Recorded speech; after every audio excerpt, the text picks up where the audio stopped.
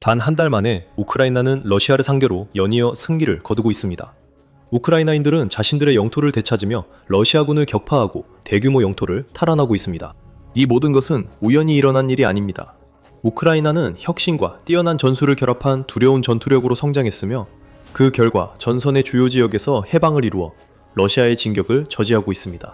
우크라이나군 총사령관 올렉산드르 시에르스키는 4월 15일 페이스북 게시글을 통해 러시아가 봄 공세의 일환으로 더욱 강도 높은 공격을 개시했다고 밝혔습니다. 시에르스키는 우크라이나가 어떻게 대응하고 있는지, 그리고 그 대응이 러시아에 어떤 의미를 갖는지 자세히 설명했습니다. 우리는 전략적 주도권을 장악해야 합니다. 그래서 적극적 방어를 수행하고 있습니다. 시에르스키는 이렇게 밝히며 푸틴에게 나쁜 소식을 전했습니다. 이 덕분에 3월에 우리 군대는 적에게 점령당했던 약 50제곱킬로미터의 영토를 다시 되찾았습니다. 이러한 성과는 일련의 반격 작전의 결과로 우크라이나가 러시아가 침투 전략으로 간신히 장악하고 있던 영토를 되찾는 데 집중하면서 러시아를 허를 찌른 것입니다. 푸틴의 계획은 역효과를 냈습니다. 그는 러시아의 인력 우위를 이용해 병사들을 계속 투입해 점령 지역을 회색지대로 만들 수 있다고 생각했습니다. 푸틴은 틀렸습니다. 우크라이나는 강하게 반격에 나섰고 러시아가 봄 공세로 압박을 강화하려는 와중에도 성과를 내고 있습니다. 우크라이나가 몇 달간 러시아 진격 후 이런 성과를 냈다면 러시아는 상황이 나쁘지 않았을 것입니다. 하지만 현실은 다릅니다. 최근 해방된 50제곱킬로미터 영토는 우크라이나가 지난달 더 넓은 땅을 탈환한 데 이은 성과입니다. 남부에서 1년의 반격을 시작한 후 우크라이나는 2월 20일까지 약 300제곱킬로미터, 즉 약 115제곱마일의 영토를 되찾았습니다. 시르스키는 3월 말까지 우크라이나가 러시아로부터 약 450제곱킬로미터, 즉 약 185제곱마일의 영토를 탈환했다고 보고했습니다. 반격이 빠르게 진행되는 듯 보였으나 실제로는 그렇지 않습니다. 우크라이나의 전략적 활동은 핵심 지역에 집중되어 있습니다. 영상을 계속 보시면 알 수 있습니다. 여기서 중요한 점은 우크라이나가 연달아 여러 달 동안 푸틴의 군대를 상대로 큰 성과를 거두고 있다는 것입니다. 그리고 3월에는 영토를 탈환하는 동시에 러시아의 사상자 수가 엄청나게 높았습니다. 알자지라에 따르면 러시아는 3월 우크라이나군에 의해 월간 확인 사상자 최고치를 기록했습니다. 우크라이나는 드론 생산 강화덕군이라고 밝혔습니다. 더 복잡하지만 주요 수치는 간단합니다. 35,350. 우크라이나가 50제곱킬로미터를 탈환한 같은 달, 러시아인 35,351명이 우크라이나에서 사망 또는 부상당했습니다. 그 사상자 수는 2월보다 29% 증가한 수치로 우크라이나에서 무언가가 변하고 있음을 보여줍니다. 이제는 단순히 방어만 하는 것이 아닙니다. 우크라이나는 그 어느 때보다 더 많은 러시아인을 사살하며 적극 방어로 전진 중입니다. 푸틴의 고민은 러시아 병력 모집이 2026년 손실률을 따라가지 못한다는 점입니다. 러시아는 올해 말까지 40만 9천 명을 병사 모집을 계획했지만 목표에 크게 못 미치고 있습니다. 현재 러시아의 1일 평균 모집 인원은 1120명으로 알자지라에 따르면 이 속도라면 2026년 말까지 목표치보다 6만 5천 명이 부족하게 될 것이라고 합니다. 이는 전선에 투입되는 병사가 줄어든다는 의미이고 러시아가 점령지를 방어할 병력이 부족해질수록 우크라이나가 추가 반격을 시도할 기회가 더 많아진다는 뜻입니다. 3월에 본 것만으로도 인상적이지만 러시아 인력 문제가 2026년까지 더 악화되면 더 큰 변화의 시작일 수 있습니다. 즉 러시아는 병력 모집과 기록적 사상자, 우크라이나의 광범위한 영토 탈환에 직면해 있습니다. 푸틴에게 더 나빠질 수 있을까요? 짧게 말하면 그렇습니다. 이 모든 일은 러시아가 돈바스가 무너지고 우크라이나로부터 막대한 영토를 빼앗을 것으로 기대되는 대규모 봄 공세를 시작하는 와중에 벌어지고 있습니다. 이 봄 공세가 시작되면서 전선 전체에서 공격이 더욱 거세졌습니다. 러시아는 콘스탄티니우카, 리만, 드니프로페트로우스크, 자포리자, 도네츠크의 요새화된 도시지대로 병력을 파상적으로 투입하고 있습니다. 푸틴이 늘 사용한 전략, 즉 우크라이나가 무너질 때까지 방어선에 총알바지 병력을 계속 투입하는 방식입니다. 올렉산드리우카와 포크로스크 방향에서도 치열한 전투가 보고되고 있습니다. 포크로우스크는 러시아가 지난해 12월부터 점령했다고 주장해온 도시입니다. 기본적인 논리로는 공격이 많아질수록 러시아가 더 많은 영토를 점령해야 하지만 실제로는 그렇지 않았습니다. 실제로 전선 전반에서 우리가 보고 있는 것은 러시아의 진격 속도가 크게 둔화되고 있다는 점입니다. 비즈니스 인사이더는 이 점을 강조하면서 푸틴의 군대가 2025년 3월에는 하루에 약 12.9제곱킬로미터, 즉 5제곱마일의 속도로 전진하고 있었다고 언급했습니다. 1년이 지난 지금 진격 속도는 비교적 초라한 하루 2.588제곱킬로미터, 즉 1제곱마일에 불과합니다. 다시 말해 러시아의 진격 속도는 불과 1년 만에 5배나 느려졌다는 뜻입니다. 그리고 러시아의 상처에 소금을 뿌리듯 우크라이나는 하루에 4.66제곱킬로미터, 즉 1.8제곱마일을 탈환하며 러시아의 진격 속도의 거의 2배에 달하는 성과를 거두고 있습니다. 이것이 러시아의 의미하는 바는 간단합니다. 봄 공세 시작이 완전히 실패했다는 것입니다. 프랑스 24에 따르면 전쟁연구소 ISW이의 평가는 러시아의 2026년 3월 공세에 마지막 못을 박았습니다. 우크라이나와 러시아의 진격을 비교해보면 3월은 2년 반 만에 러시아의 이득이 순이득이 0이었던 첫 번째 달입니다. 우크라이나가 러시아를 앞섭니다. 우크라이나는 러시아의 승리가 예상된 그 달에 러시아보다 더 효과적인 공세로 푸틴을 망신시키고 있습니다. 이것은 단순히 푸틴에게 굴욕적인 일만이 아닙니다. 우크라이나가 만들어낸 21세기 전장에서 문제가 해결될 때까지 사람을 계속 투입하라는 그의 전략이 얼마나 형편없이 작동하는지를 보여주는 명백한 재앙입니다. 지금 우리가 보고 있는 것은 상황이 우크라이나에게 유리하게 바뀌기 시작했다는 점입니다. 그리고 바로 이런 식으로 벌어지고 있습니다. 우크라이나가 수적으로 압도적인 러시아 군대에 맞서 이 모든 것을 어떻게 해내고 있는지에 대한 명백한 해답은 드론입니다. 우리는 그냥 드론이 했다고 말하고 끝낼 수도 있습니다. 하지만 그게 전부는 아닙니다. 그래도 드론은 매우 중요합니다. 아까 우리가 공유했던 3월 사상자 수치 기억나시나요? 35,351명의 러시아 군인이 사망하거나 부상당했습니다. 유로마이단 프레스에 따르면 그 사상자의 무려 96%가 드론에 의해 발생했다고 합니다. 우크라이나의 공중 지상 로봇이 러시아 봄 공세에 큰 타격을 주고 있습니다. 이로 인해 우크라이나는 푸틴이 노리는 지역을 지키며 다른 곳에서는 진전을 보이고 있습니다. 참고로 우크라이나의 드론 우위가 강화되고 있습니다. 2026년 영국은 우크라이나에 12만 대 이상의 드론 패키지를 보낼 예정이며 이는 우크라이나의 자체 생산 수백만 대 드론에 추가됩니다. 러시아의 장거리 드론 전쟁 상황은 여전히 개선되지 않고 있습니다. 러시아가 우위를 가진 분야에서 장거리 드론은 오랫동안 우크라이나 도시와 기반 시설 파괴에 활용돼 왔습니다. 다시 한번 푸틴에게 있어서 지상전에서 그랬던 것처럼 물량이 핵심이었습니다. 하지만 3월에 또 다른 전환점이 있었습니다. ABC 뉴스에 따르면 3월은 전쟁 전체를 통틀어 우크라이나가 러시아를 향해, 러시아가 우크라이나를 향해 발사한 것보다 더 많은 장거리 드론을 발사한 첫 번째 달이었습니다. 그 차이는 상당합니다. 우크라이나 드론이 7,347대인 반면 러시아 드론은 6,462대였습니다. 또한 우크라이나의 신형 요격 드론이 저비용으로 샤이드 드론을 격추해 3월 러시아 드론 요격률이 거의 90%에 달하는데 크게 기여했다는 점이 푸틴에겐 더 나쁜 소식입니다. 러시아는 우크라이나보다 적은 드론을 발사하고 최근 성과도 예전보다 떨어집니다. 이 말은 3월 이 푸틴에게 전장에서만 재앙이 아니었다는 뜻입니다. 우크라이나가 후방 심층 타격에 집중한다는 것은 러시아 전쟁 기계를 내부에서 약화시키고 있다는 뜻입니다. 러시아 내부에서만 우크라이나 드론이 76개의 표적을 타격했으며 이 중 15곳은 러시아 정유 부문과 관련된 시설이었습니다. 이 모든 것은 러시아의 생산 시설과 같은 군사 자산을 파괴하거나 러시아가 자국 군대에 제공하고 다른 나라에 판매해 이익을 얻는 연료를 빼앗는 등 전선에서 러시아를 약화시키기 위해 이루어지고 있습니다. 3월에 드론이 우크라이나에서 큰 역할을 했습니다. 하지만 여러분도 이미 알고 계셨을 겁니다. 우크라이나가 러시아를 상대로 뭔가 대단한 일을 해냈다는 이야기가 나올 때마다 드론이 그 이유 중 하나로 꼽히곤 합니다. 하지만 방금 제가 뭐라고 했는지 주목해주세요. 이유 중 하나라는 점입니다. 드론 공격 외에도 우크라이나가 러시아에 큰 성과를 내도록 여러 일이 이면에서 벌어지고 있습니다. 하지만 본격적으로 들어가기 전에 이와 관련된 더 많은 이야기들이 있습니다.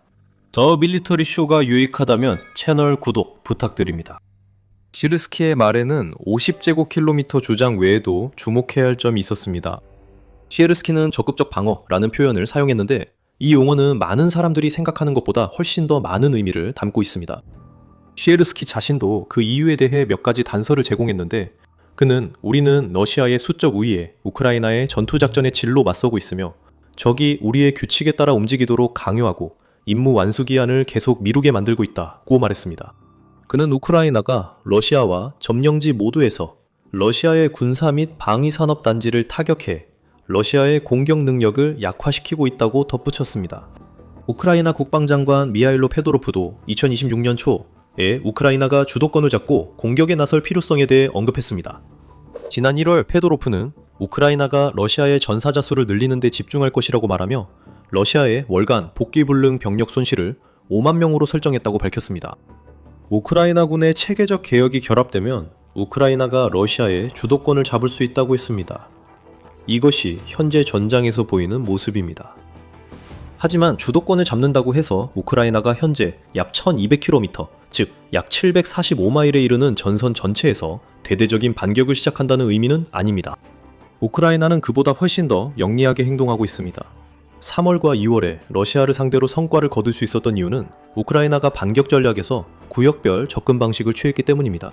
조지 바로스 ISW는 비즈니스 사이더와의 인터뷰에서 이것은 우연이나 상황 때문이 아니라 분명한 이유가 있다가라볼까 그런 반응 거저 말합니다.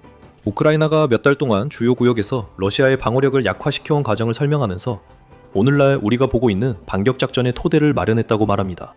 이것은 우크라이나가 과거 실수에서 배웠음을 보여줍니다. 2023년 우크라이나는 러시아에 반격 작전을 펼쳤습니다. 그 반격 작전은 여러 이유로 실패했는데 그 중 하나는 우크라이나가 병력을 지나치게 분산시켰기 때문입니다. 우크라이나는 지금 그런 실수를 반복하지 않고 있습니다. 대신 러시아가 병력을 너무 넓게 분산시킨 지역을 찾아 그곳에서 반격을 가하고 있습니다. 그 개념은 간단합니다. 러시아가 2025년 대부분 동안 사용했던 침투 전략은 소수의 병력만 그 지역에 몰래 들여보냈더라도 영토를 점령했다고 주장할 수 있게 해주었습니다.